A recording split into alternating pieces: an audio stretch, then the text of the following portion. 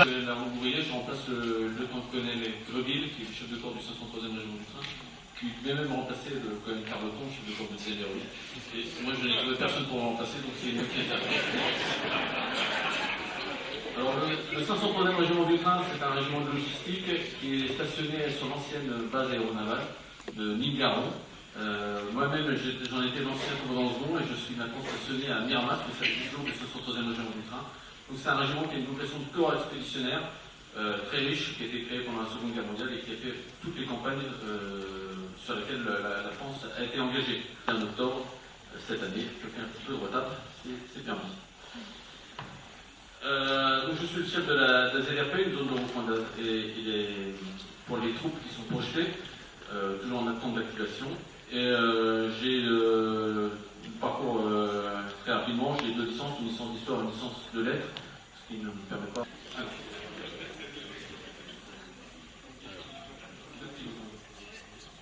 Voilà, alors, on m'a dit qu'en école on nous apprend à faire des exposés quand même.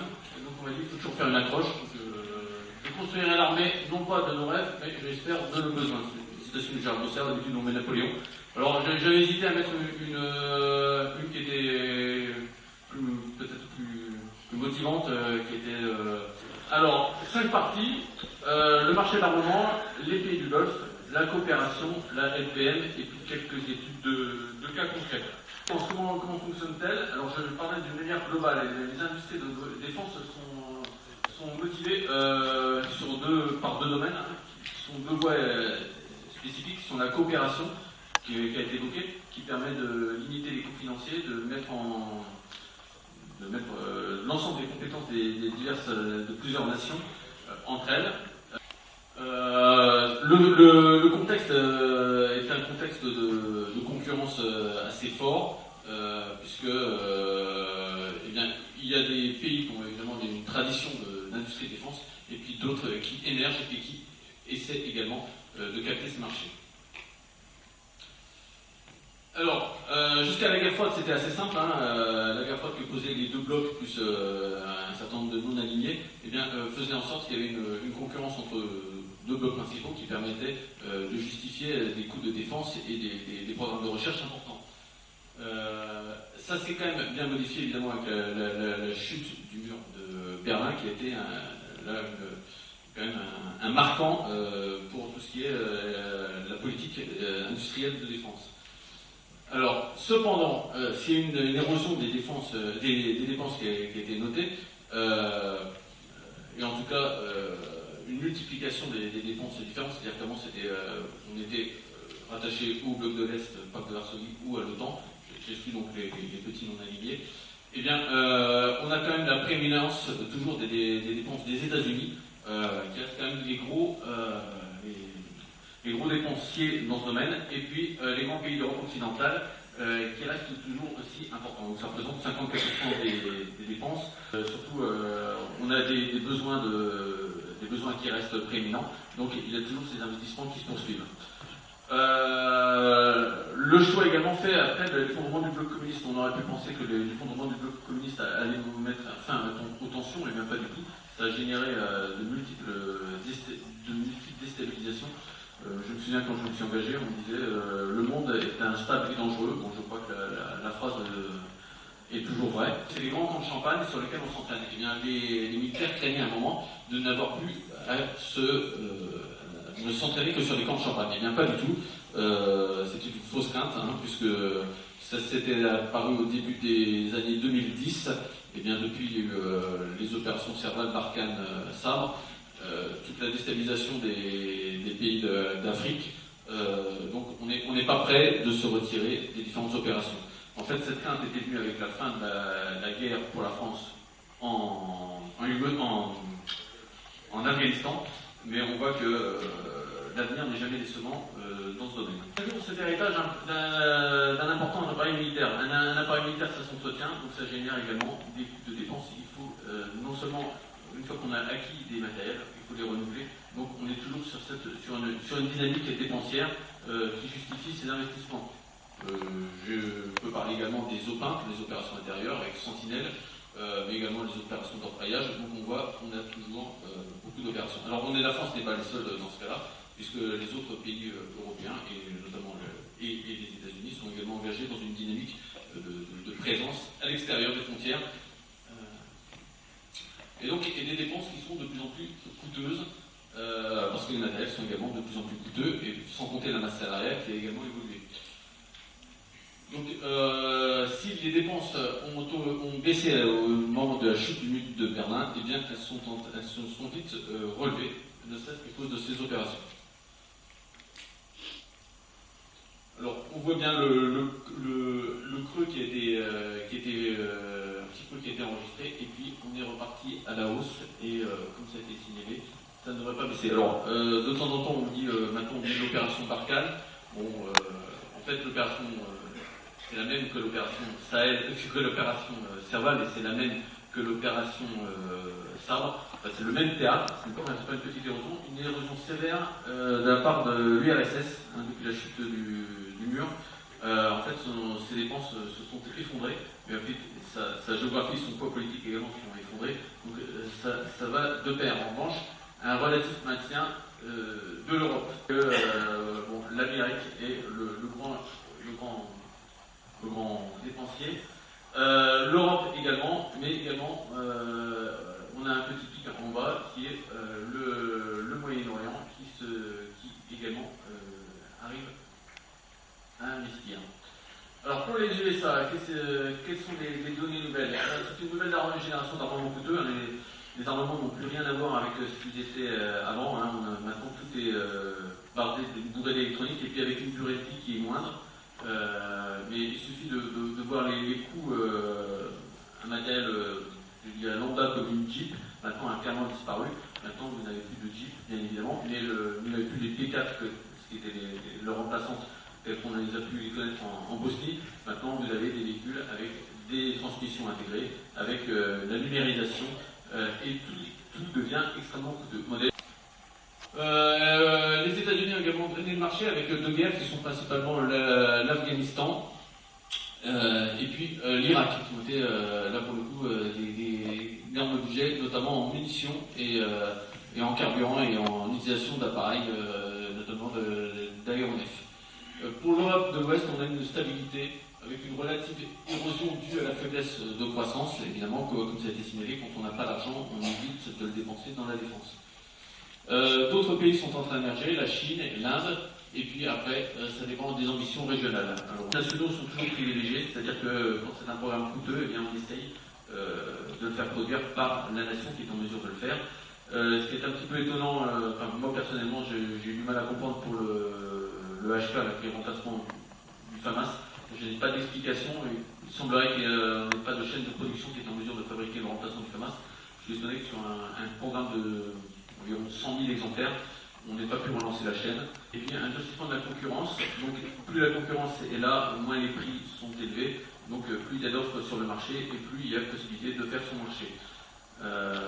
Donc les négociations sont d'autant plus faciles pour les pays acquéreurs, d'autant plus que dans un marché morose, économique morose, évidemment, celui qui achète peut espérer en tirer un bon prix. Qu'on soit neutre, sauf les 45% qui n'étaient pas d'accord, j'ai écouté. Bon alors là, je vais me ranger derrière les 10% qui n'avaient pas d'avis, courageusement. Mais on peut espérer quand même qu'il y ait une retombée en termes de TVA, en termes de masse salariale. En tout cas, c'est pas de la dépense complètement à perdre, parce qu'il y a forcément quand même un petit peu de retombée pour l'État. Alors peut-être pas, évidemment, c'est peut-être pas un moteur économique ni un moteur de croissance, mais on n'est pas là pour produire de la richesse. Et puis la filière fait vivre beaucoup d'emplois, sauf peu d'emplois dans le nord-est. Mais il y a quand même 165 000 emplois directs ou indirects, et puis un certain nombre d'entreprises qui vivent directement des subsides ou des mannes de la défense.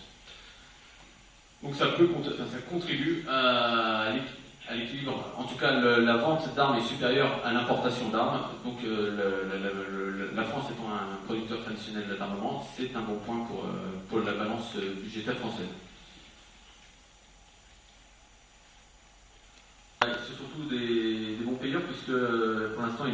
d'abord sur les mannes du pétrole, alors même si certains pays ont des difficultés, et s'ils sont tournés de plus en plus vers d'autres solutions, parce qu'on sent qu'on arrive quand même à la fin des grands bénéfices sur le pétrole, et qu'on va passer à une nouvelle ère avec l'épuisement des réserves, et puis une nouvelle façon de consommer.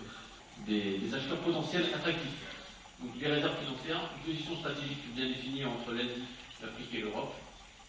Et puis ils ont été secoués par ce qu'on appelait les printemps arabes, donc ils ont besoin également de s'asseoir, de se garantir une stabilité aux besoins par les armes, puisque ce ne sont pas tous des grandes démocraties, et de préserver la stabilité de leur régime aux besoins par la force. Alors, dans les achats d'armes, il y a l'intérêt d'acheter des armes, d'avoir des armes, et également de s'assurer de la bienveillance du pays auquel on les a achetées, ou de l'aide, de l'appui. En fait, c'était une façon détournée, pas détournée, c'était également une façon de s'assurer d'avoir la protection des États-Unis en cas d'engagement sur le terrain. Alors, soit la troupe, soit par prêt de matériel ou revente de matériel.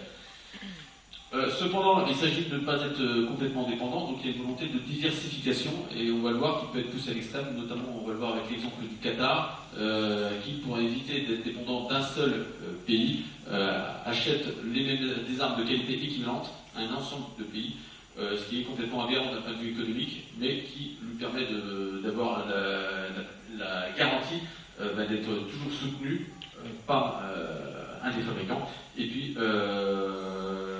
de ne pas s'enfermer, c'est-à-dire que l'Arabie Saoudite étant déjà soutenue par les États-Unis, pour le Qatar, ça devient délicat de n'avoir qu'un appui si c'est également les États-Unis.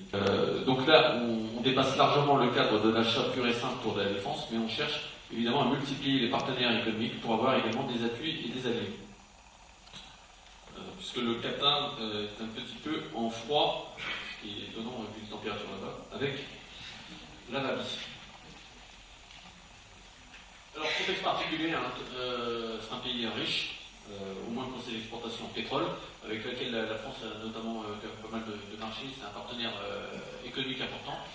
Mais seulement 2,7 millions d'habitants, donc quand on regarde le poids de leur armée qui sont en train de se construire par rapport à leur nombre d'habitants et leur nombre de compétences, on a quand même un fossé, c'est-à-dire qu'ils sont en train de s'équiper comme des caprices de riches.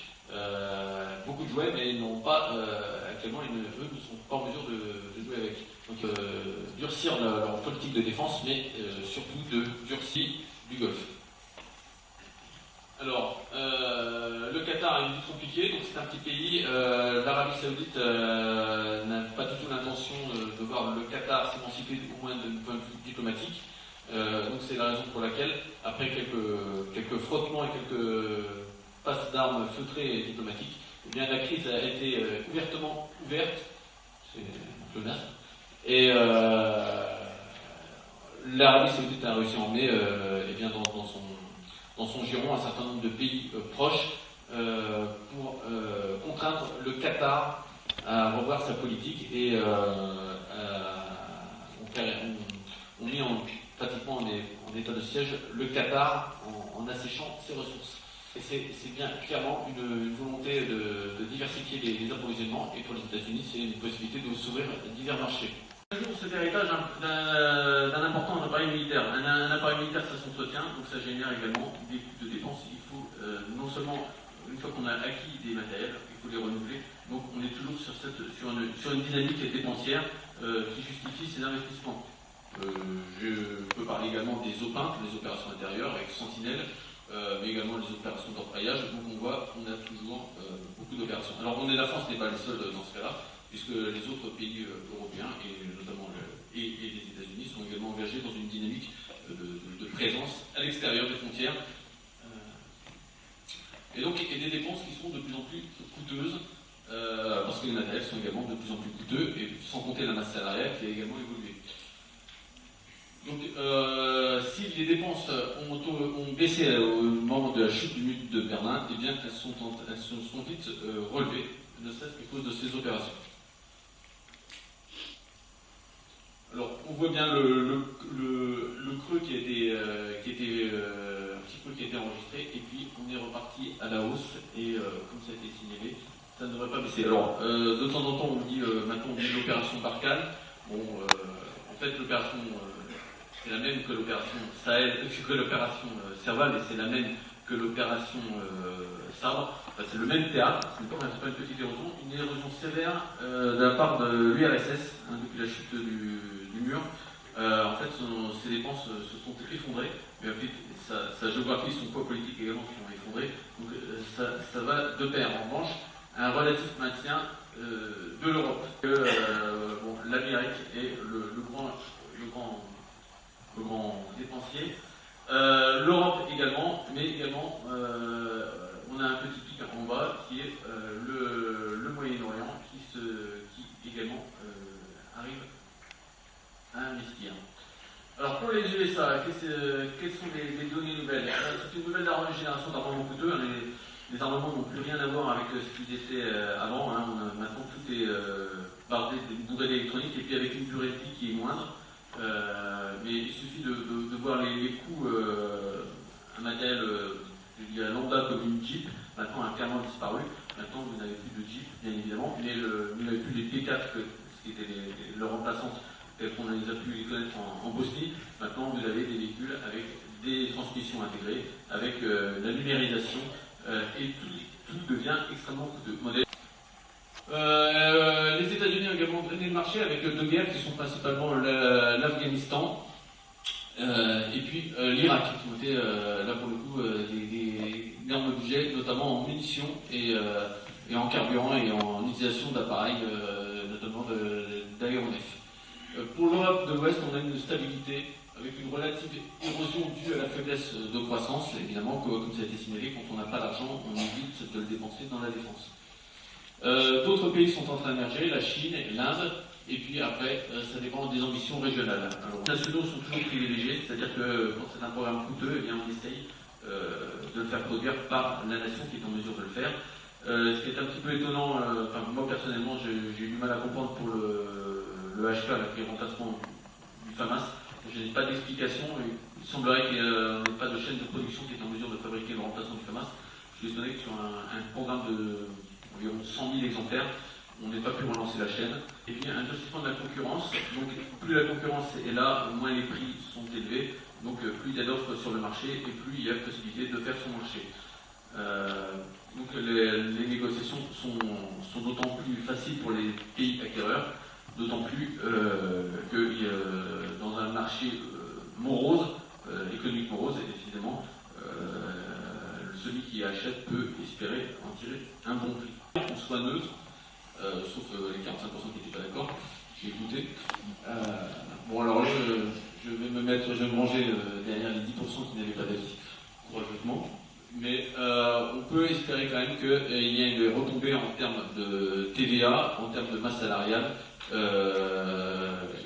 En tout cas, c'est pas de la dépense complètement à perdre, parce qu'il y a forcément quand même un petit peu de retombée pour l'État. Alors peut-être pas, effectivement, c'est peut-être pas un moteur économique ni un moteur de croissance, mais on n'est pas là pour produire de la richesse. Et puis la filière fait vivre beaucoup d'emplois, sauf peu d'emplois dans le nord-est.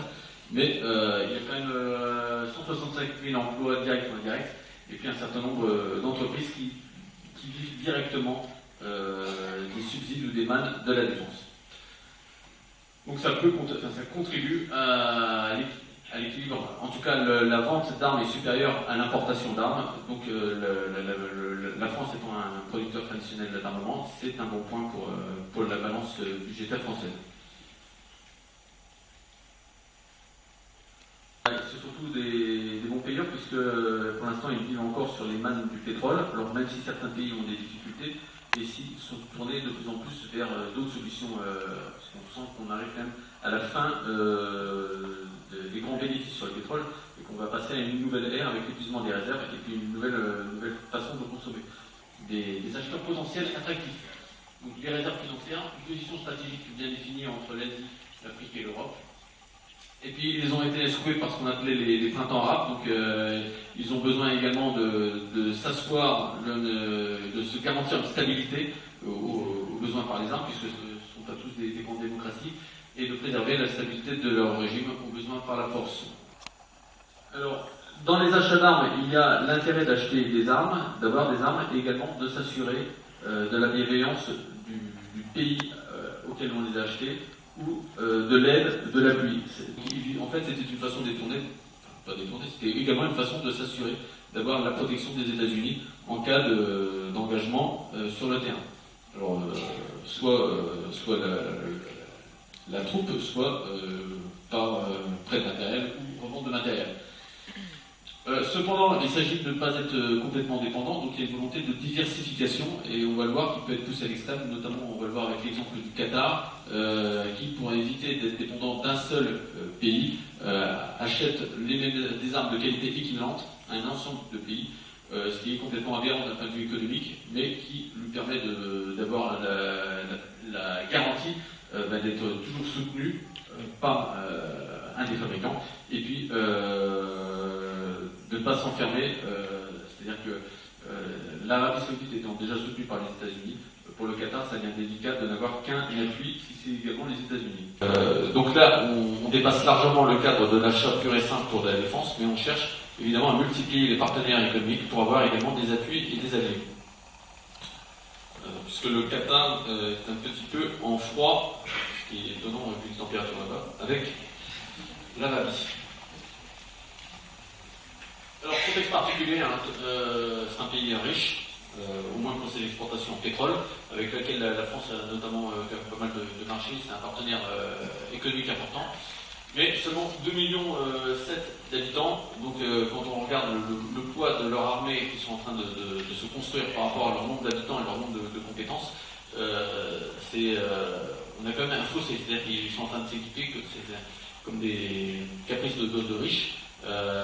Beaucoup de jouets, mais ils n'ont pas, actuellement, eux ne sont pas en mesure de jouer avec. Donc, durcir leur politique de défense, mais surtout de durcir du Golfe. Alors, le Qatar a une vie compliquée, donc c'est un petit pays. L'Arabie Saoudite n'a pas du tout l'intention de voir le Qatar s'émanciper, au moins d'un point de vue diplomatique. Donc c'est la raison pour laquelle, après quelques frottements et quelques passes d'armes feutrées et diplomatiques, eh bien, la crise a été ouvertement ouverte, c'est un peu naze, et l'Arabie Saoudite a réussi à emmener eh bien, dans son giron un certain nombre de pays proches pour contraindre le Qatar à revoir sa politique et on met pratiquement en état de siège le Qatar en asséchant ses ressources. Donc cette particularité, c'est que les Américains saoudites, donc c'est bien clairement une volonté de diversifier les approvisionnements, et pour les États-Unis, c'est une possibilité de s'ouvrir divers marchés. La politique de coopération, donc c'est une très bonne idée, et elle a été relevée dans les directives de défense. Il faut également savoir ce que veulent les pays d'Europe. Par exemple, les Polonais qui font partie de l'Europe privilégient souvent les États-Unis. Donc ça n'est pas évident de trouver à la fois des pays en coopération et puis qui jouent le jeu après pour acquérir ces armes.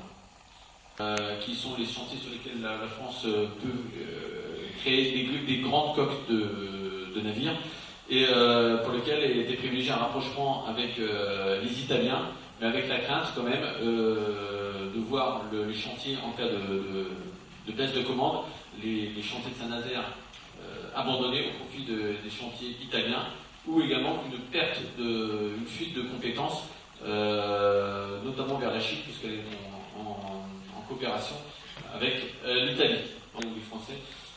Mais on a été bien quand même contraint de se rapprocher des Italiens sur cette affaire.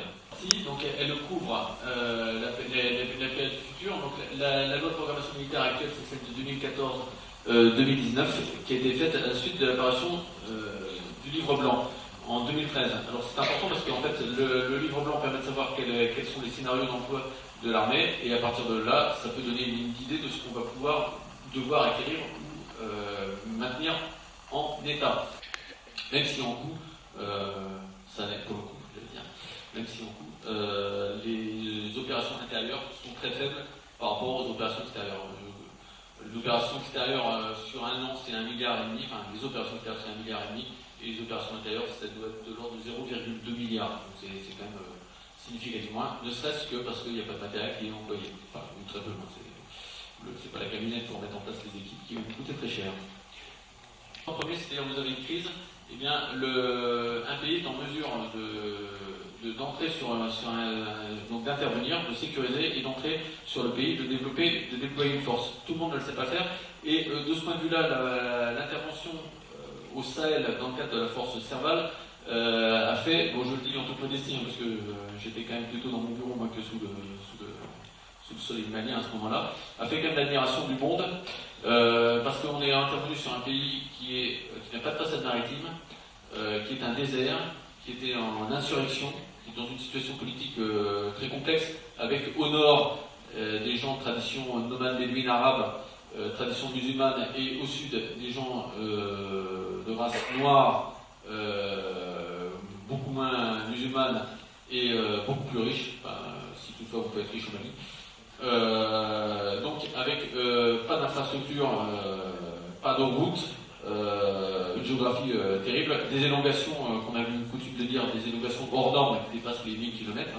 On est plus sur le domaine de l'Europe. Donc la France a quand même réussi à faire cette opération, et je vais dire beaucoup de sifflets, puisqu'on est intervenu quand même à peu près entre le moment où le président de la République, François Hollande, parlait et les premiers tirs d'hélicoptères. Il s'est passé très peu de temps, c'est de l'ordre de quelques heures. Enfin, très peu d'armées sont capables de faire une entrée en théâtre en premier. D'ailleurs, la France, les États-Unis, je ne suis pas sûr que l'Angleterre soit en mesure de le faire. Donc, c'est dire quand même. Et donc, l'autonomie, c'est ça que ça veut dire d'ailleurs, ce terme d'autonomie stratégique, c'est d'ailleurs cette capacité de quitter la nation et de se déployer sur un théâtre. Je ferai quelques exemples. Bon, ceux-là sont vrais. Alors, la DTO, c'est la disponibilité technique opérationnelle. C'est-à-dire que quand vous avez un matériel, quand vous avez 42% de DTO, c'est-à-dire que vous en avez plus d'un sur deux qui n'est pas en mesure d'être utilisé. Et alors, si on affine un petit peu, on a ce qu'on appelle la disponibilité technique immédiate. C'est-à-dire que immédiate, vous pouvez l'utiliser tout de suite. En France, en métropole, vous ne l'utiliserez pas parce que vous faites votre bilan, vous préservez le matériel. En tout cas, guerre, pas grave, on n'est pas à 1000 km près. Donc on voit quand même que c'est très faible. Alors quand on sait que le VAB a été construit quand même au siècle dernier, dans les années, les programmes ça doit dater des années 60, bon ça n'a rien d'étonnant. Le Tigre, il est à 25% parce qu'il est suremployé et puis il est fragile. Et puis vous avez des matériels obsolètes, les GBC. Les GBC c'est nos gros camions par exemple, alors c'est pas des matériels majeurs parce que les gros camions on en trouve. Enfin ça vous donne quand même une idée. C'est des camions qui ont été construits qui doivent dater de la conception des années 50. On a trouvé bien pour les préserver à partir de conserver les châssis pour en refaire des neufs. J'en parle parce que je suis dans un régiment de transport logistique. Et donc les VZ sont nos camions de transport logistique. Moi je les ai vus arriver, je faisais des bons de joueurs, comme un gamin qui voit un jouet neuf. Bon, ils sont complètement obsolètes. Il n'y a plus de blindage, il n'y a pas de blindage. C'est des camions qui ne sont pas tout terrain. Et il était urgent de les remplacer. Donc on les a remplacés par des PP-Log qui sont blindés, mais c'était urgent. On a quand même envoyé quelques VTL au Mali. Bon, c'est des véhicules qui étaient conçus pour les opérations type ex-Yougoslavie, où la menace n'était pas, c'était pas des conflits durs. Et encore, ils avaient des kits de protection qui ont été mis en place suite aux tirs qu'ils ont dû subir. Blindés, les VBCI. Si vous ne savez pas ce que c'est les gros véhicules blindés qui font du bruit à Nîmes en sortant du deuxième héroïque. J'en profite, c'était le collecteur de trous qui était par là. Et voilà, donc c'est les siens. Des hélicoptères Tigre, enfin, toute une gamme d'appareils très chers, puisqu'on a maintenant on parle de système d'armes. C'est-à-dire qu'avant vous avez, par exemple, je prends un exemple, avant vous aviez un camion, maintenant vous avez un système d'armes. C'est-à-dire que sur le camion, vous avez du blindage, vous avez de la numérisation qui permet de suivre l'ensemble des convois. Vous avez une mitrailleuse, enfin vous avez un certain nombre qui explose les coups. Parfait. Je vais soulager le public. Ah oui, Et sur l'APM, bon, je vous laisse lire parce que moi je suis incapable de me tordre le cou. Enfin, vous voyez qu'il y a un certain nombre d'achats qui sont prévus et pour le coup d'achats coûteux. Alors, la loi de programmation 2019-2025, c'est toujours la journée de la femme, un petit défilé de sud-coréenne. De nord-coréenne, pardon, nord-coréenne, je la connais, donc tout à fait à ma tête. Donc, consacrer la montée de l'effort de défense. Bien. On est quand même un petit peu, on a quand même une intervention dans les pays baltes pour contrer l'influence russe. L'Iran qui fait un petit peu peur, surtout à nos alliés américains, et la Turquie qui a des velléités musclées de recréer une grande Turquie, et puis la Corée qui joue à faire peur au monde en tirant des missiles un peu partout. En tout cas, ce qui est amusant de noter, c'est que dès qu'on a voulu toucher à la défense, ce qui a entraîné le départ du CEMAT, du chef d'état-major de l'armée de terre, eh bien, il y a une marche arrière, parce qu'on sent quand même que derrière cette défense, du CEMAT, c'est l'accent local, c'est l'accent carto. Donc du CEMAT, on sent quand même que la nation a bien pris conscience de la nécessité d'être derrière son armée et d'avoir une armée qui tienne la route. Alors, deux petits cas rapides d'illustration. Deux avions concurrents, le F-35 et le Rafale. Bon, ce sont deux avions qui sont équivalents, sauf que eh bien, les programmes ont fait que, initialement, un certain nombre de partenaires derrière le Rafale qui se sont désengagés, mais qui ne se sont pas retrouvés en achetant du F-35. Le vœu des autres pays qui étaient partenaires, et ce qui fait qu'ils se sont désengagés, et ce qui fait que la France a mené à bout de bras le programme Rafale avant de pouvoir l'exporter. Enfin, pendant de longues années, on a dit quand même que le Rafale c'était la fausse bonne idée, avant de s'apercevoir que finalement il était concurrentiel sur le marché d'armement. Initialement, l'Allemagne, de l'Ouest, le Royaume-Uni, l'Espagne et l'Italie rapidement se sont désolidarisés. Parce qu'on n'a pas trouvé sa marque d'exportation. Le petit véhicule protégé. Alors, rien que sa tête fait sourire. Bon, c'est un petit peu Tintin au Congo. Lui non plus, il n'a pas trouvé son marché. Le plus qu'on a exporté, je crois qu'on en a exporté une quinzaine. Donc il remplace la P4, c'était l'idée, c'était d'avoir un véhicule qui soit protégé contre les tirs. C'est le réflexe d'ex-Yougoslavie. Le problème, c'est que le temps qu'on crée le véhicule, le besoin a changé. C'est-à-dire que maintenant, on n'a plus besoin d'un véhicule protégé pour quelques tirs d'armes légères. On a plus de besoin d'un gros blindé pour ne pas exploser sur une mine. Et puis en plus, ce sont des véhicules génériques, et donc tous les pays en ont. Il n'y a pas de spécificité technique propre, donc c'est difficile de tirer son épingle du jeu. Oui, bah c'est la Roumanie qui est le troisième client avec 15 PVP. Voilà. Donc on estime que le coût est quand même à 6 000 €. Donc par an, il coûte 6 000 € rien que pour l'entretien. Et puis, un programme comme le Charles de Gaulle, porte-avions nucléaire, on en avait promis deux, mais revient très cher. Mais le problème, c'est que quand on a qu'un, on a une tradition d'armée de terre qui vous dit un proverbe qui dit que quand 1 égale 0, c'est-à-dire que quand il est en panne ou en réflexion, eh bien, on n'en a plus. Donc c'est toute la difficulté de savoir si on doit consacrer un investissement sur un deuxième porte-avions ou pas. Voilà. Et si je puis me permettre de revenir sur la question que j'ai posée à monsieur le professeur Maguizard, vous avez répondu, monsieur le professeur, que les économistes étaient obligés de trouver une réponse au questionnement de Bercy. Je crois que vous avez sur cette réalité une réponse que peuvent faire les économistes aux pressions excessives de Bercy. Sur le budget, le président est revenu sur un budget bien plus favorable aux armées en disant qu'il avait toujours été dans cette optique des 2% qui avaient été promis pendant la campagne électorale. Bon, il ne m'appartient pas de revenir sur cette démission. Il est clair qu'elle a été faite avec beaucoup de dignité. Son successeur, le général Lecointre, alors je ne sais pas s'il a obtenu, mais s'il est bien maintenu. Maintenant, au point de vue les militaires sont des gens, à mon avis, assez simples. Hein. Alors, au très haut niveau, je ne doute pas qu'ils s'émeuvent des baisses de budget. Sur le niveau de l'ensemble des militaires, mais là encore, je ne voudrais pas parler à leur place, mais ce sont des gens assez simples. Hein.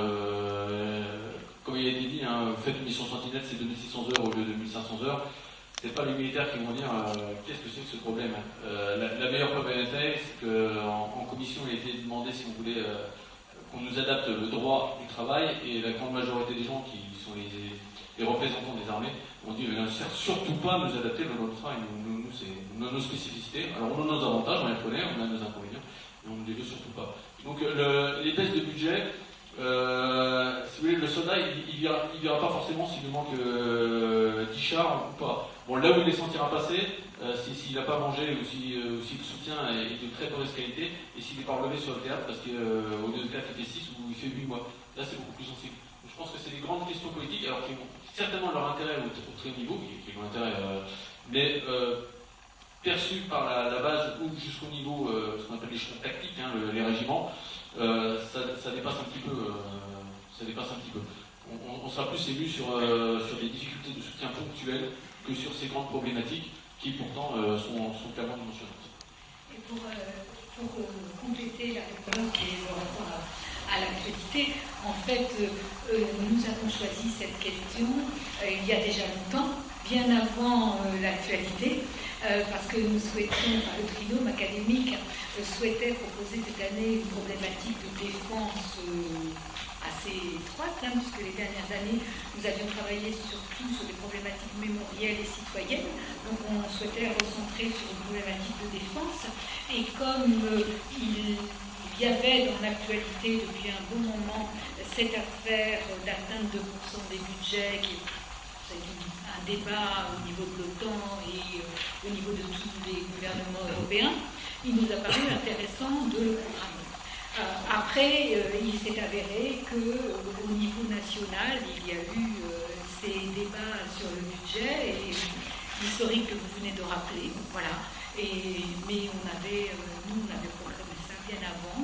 Et bon, il s'est trouvé que ça donnait une actualité supplémentaire à notre colloque, mais on l'aurait tenu de toute façon sans cette actualité un peu chaude.